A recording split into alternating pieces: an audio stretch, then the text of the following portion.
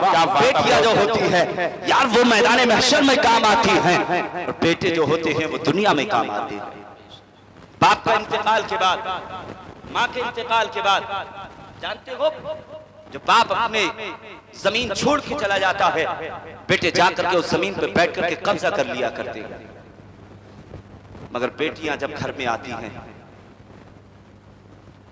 تو وہ دولت کے لیے نہیں آتی، انہیں تیری دولت سے پیار نہیں، جانتے ہو وہ اس بستر کو دیکھنے آتی ہیں جس بستر پہ ہمارا باپ اور ماں آرام کیا کرتے تھے۔ وہ تیری محبت کی بھوکی ہیں، دولت کی بھوکی نہیں۔ پیار کیا کرو بیٹیوں سے۔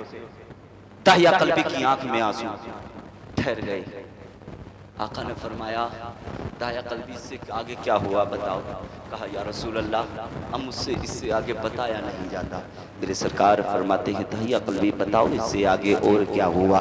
دایا قلبی کہتے ہیں یا رسول اللہ اب میں نے جب گڈھا کھاتا رہا، جب گڈھا مکمل ہو گیا میں نے اپنی بیٹی کے بازوؤں کو پکڑا ہے اور پکڑنے کے بعد اس گڈھے کے اندر اتار دیا ہے، پھر میں نے ریتا ڈالنا شروع کیا ہے، میں ریتا ڈالتا رہا۔ اب بیٹی دیکھ رہی ہے کہ اسے ابھی یہ معلوم نہیں تھا میرا باپ مجھے مارنے لے کے آیا ہے، میرا باپ مجھے دفنانے لے کے آیا ہے، میرا باپ مجھے یہاں اکیلا چھوڑ کے چلا جائے گا، مگر ابھی بیٹی کے ذہن میں یہ خیال نہیں آیا۔ دایا قلبی جو تھے مٹی کو ڈالتے رہے، جب وہ مٹی آئی ہے بیٹی کے ناف کے قریب، اب اس بچی نے کہا تھا ابا یہ کیا کر رہے ہو؟ تو بیٹی بے باپ نے کہا تھا بیٹی کچھ نہیں میں کھیل رہا ہوں۔ جب کھیلنے کا نام لیا ہے، جب وہ مٹی ڈالتے رہے، جب بیٹی کی آئی تھی بازو تک، اب بیٹی کہتی ہے ابا جان اب میرا دم گھٹنے لگا ہے۔ ابھی بیٹی باپ دایا قلبی کہتے یا رسول اللہ جب میری بیٹی نے کہا تھا کہ ابا میرا دم گھٹنے لگا ہے تب بھی مجھے بیٹی پہ خیال نہ آیا، تب بھی مجھے بیٹی پہ پیار نہ آیا۔ یا رسول اللہ اب بیٹی کے گلے تک آئی ہے، بیٹی کی آنکھ میں آنسو ہے، اب بیٹی سمجھ گئی تھی کہ میرا باپ مجھے مارنے آیا ہے۔ اب بیٹی نے آواز نکالی تھی ابا تم مجھے مارنے کے لیے لے کر کے آئے ہو، اگر آپ چاہتے ہو کہ میں آپ سے پیسے مانگتی ہو تو کبھی زندگی میں پیسہ نہیں مانگو گی، اگر آپ چاہتے ہو کہ ابا میں آپ سے پہننے کے لیے لباس مانگو گی تو کبھی زندگی میں لباس نہیں مانگو گی۔ ابا جان آپ یہ چاہتے ہو میری بیٹی کھانے کا سوال کرے گی تو ابا جان کبھی زندگی میں کھانے کا سوال نہ کروں گے۔ اے ابا جان میں نے آپ پہ کون سا ستم کیا ہے، میں نے تمہیں کتنا پیار دیا ہے، میں آس لگائے ہوئے گھر میں رہتی تھی، میں تمنا لگائے ہوئے گھر میں رہتی تھی، مولا وہ کون سا وقت آئے گا کہ جس وقت کہ میرا باپ باہر سے آئے گا اور آنے کے بعد مجھے گود میں اپنے باپ کے گود میں بیٹھ کر کے اپنے باپ کی باتوں کو سنو گے، میرا باپ مجھ سے پیار کرے گا۔ میں بڑی آرزو لگائے ہوئے لیٹی گھر میں رہتی تھی ابا جان کہ تم نے میرے پیار کا یہی صلہ دیا ہے۔ اب جیسے ہی بیٹی نے اتنا کہا ہے باپ کو ترس نہ آیا، باپ کو پیار نہ آیا، پھر اس پر اس بچی نے رب کی جانب ہاتھ کو اٹھایا ہے اور اٹھانے کے بعد فریاد کی ہے اے پروردگار اعلیٰ کب تک بیٹیوں پہ ظلم ہوتا رہے گا، کب تک بیٹیوں کو مارا جاتا رہے گا، کب تک بیٹیوں کو زندہ دفنایا جاتا رہے گا؟ اے پروردگار اعلیٰ بھیج دے ہماری حفاظت کرنے والا، بھیج دے ہماری رہبری کرنے والا، بھیج دے ہماری جانوں کو بچانے والا۔ کہا یا رسول اللہ میری بیٹی نے جب اتنا کہا تھا اب مجھے ترس نہ آیا، ابھی مجھے پیار نہ آیا۔ ایک میں نے دیکھا بھاری پتھر پڑا ہوا تھا، میں نے اس پتھر کو اٹھایا ہے اور اٹھانے کے بعد میں نے اپنا کو پیچھے کی جانب جانے کے بعد میں نے پیچھے سے آ کر کے بیٹی کے سر میں ایسا پتھر مارا کہ بیٹی کے سر سے خون بہنا شروع ہو گیا ہے۔ یا رسول اللہ مجھے ترس نہ آیا، یا رسول اللہ میں چاہتا ہوں مجھے بیٹی کیسے معاف کرے گی؟ اے پروردگار اللہ کے بندو آپ بتائیے گا میں اپنی بیٹی کو کیسے منہ دکھاؤں گا؟ اتنا فرمایا تھا آمنہ کے لال کی آنکھ میں آنسو تھے، آقا رو رہے تھے، آقا اتنے روئے ہیں میرے آقا کی داڑھی مبارک تر ہو گئی ہے۔ اتنا فرمایا دایا قلبی نے میرے آقا کی آنکھ میں آنسو ہے،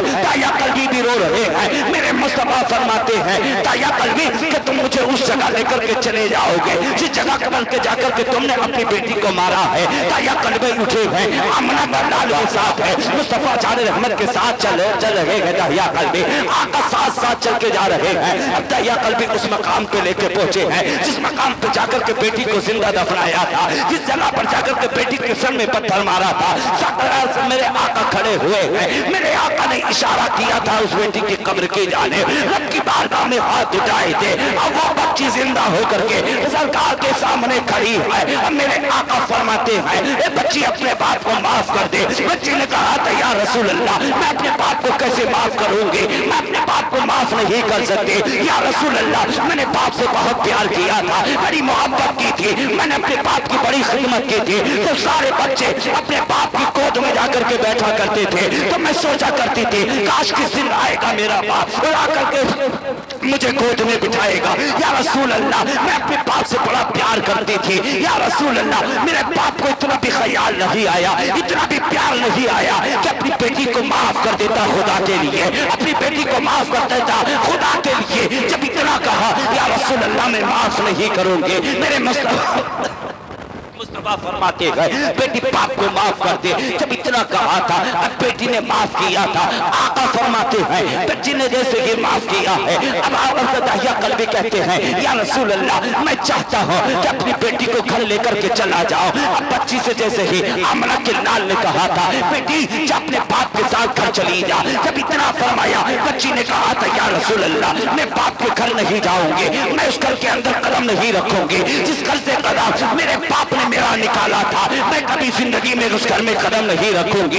इतना फरमाया था। और नौजवानों में तुमसे कहना चाहता हूँ, देख ले या कल्बी ने अपनी बेटी को मारा है और मारने के बाद आमना के लाल को अल्लाह ने वो ताकत अता फरमाई है। मुस्तफा पहुंचे हैं या कल्बी की बच्ची की कब्र के करीब और जाने के बाद इशारा किया है आमना के लाल ने, और इशारा करने के बाद या कल्बी की बेटी निकल के बाहर आकर के अपने बाप का चेहरा देखती है। या कल्बी बाप का चेहरा बेटी का चेहरा देखते हैं। और नौजवानों, बेटियों से प्यार किया करो, बेटियों से मोहब्बत किया करो, इनसे लगन रखा करो, इसलिए कभी बेटियों को तकलीफ मत पहुंचाया करो। अरे यार तुम्हें तो ये चाहिए था। आमना के लाल ने फरमाया है बेटियां घर की रहमत हुआ करती है, घर की बरकत हुआ करती है। जिस घर में बेटियां पैदा होती है अल्लाह उस घर में रहमतें अता फरमाता है। आका फरमाते हैं यार, ये मेरे मुस्तफा फरमाते हैं, आका फरमाते हैं बेटियां दुनिया में भी काम आती हैं, मैदान महशर के दिन भी काम आया। सुभान अल्लाह, सुभान अल्लाह, क्या बात है, बहुत खूब, माशाअल्लाह, सुभान अल्लाह। आमना के लाल की बात करते हो यार, आज इस महफिल से तौबा करके उठो। मैं तुमसे किसी और का नहीं, गौसे आदम बगदाद वाले गौसे आदम का वास्ता देकर ही तुमसे कहूँगा। कसम से कुछ लोग वो हैं जिनके बुढ़ापे आ गए और अपने चेहरों से आज भी गाड़ियाँ उड़ाते हैं। वादे करके यहाँ से उठे, ये तौबा करके उठे, हम कभी जिंदगी में चेहरे से आमना के लाल की सुन्नत नहीं मुड़ी।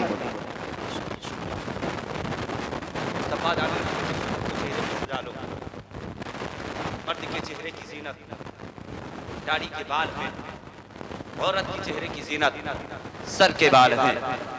चाहे जिस माँ ने तुझे पैदा किया, जिस माँ ने तेरी परवरिश की है, उस माँ के चेहरे, उस माँ के सर से अगर बालों को मोड़ दिया जाए तो अपनी माँ के हाथ का एक लुकमा खाना बर्दाश्त नहीं करो। चेहरों से मुस्तफा की सुन्नत को मुड़ाकर नालियों में बहाते हो, शर्म नहीं आती? जब तुझे मौत आएगा, कब्र में तू लेटा होगा, उधर मौत के फरिश्ते कब्र में आए, सवाल करने वाले फरिश्ते कब्र में आएंगे और आकर तुझसे सवाल करेंगे मर रब्बुका, तेरा रब कौन है, मा दीनु का, तेरा दीन क्या है, मा कुंता तक़ुलु फी हक़्क़ि हाज़ा रजुल, इनके बारे में क्या जानता है, बता। जब तेरे चेहरे पे मुस्तफा की सुन्नत न होगी, आका की सुन्नत को तूने दुनिया में रह करके नालियों में बहाया होगा, तो बता मदीने वाले आमना के लाल तुझे चेहरा खोल कर कैसे देखेंगे। आखिरी मंजिल तो कब्र की है। दुनिया में कितने ऐश उड़ा लो, मगर याद रखना अगर दुनिया में रहकर शरीयत के मुताबिक गलत कदम उठाओगे तो कब्र में इतनी ठुकाई होगी, इतनी ठुकाई होगी कि जिस तरह तुम आज तुम्हारे हाल ये हो गए यार, डीजे हजरत ऐसा ऐसा डीजा चल गया, हाँ ऐसा ऐसा। अगर पड़ोस में कोई बीमार पड़ा हो तो दिल का मरीज अगर ना होगा, सिर्फ अगर पेट का ही बीमार होगा तो उसकी धमक से वो दिल का बीमार जरूर हो जाएगा। इस धमक ने न जाने कितनों को मार दिया। यार चाहे तुम्हारे घर खुशी का मौका हो, गम का मौका हो, कोई भी मौका हो, कसम से आमना के लाल की महफिल को सजा लिया करना। याद रखना जब तुम मुस्तफा की महफिल को दुनिया में सजाएगा तो याद रखना कब्र में अल्लाह तेरी नूर अता फरमाएगा।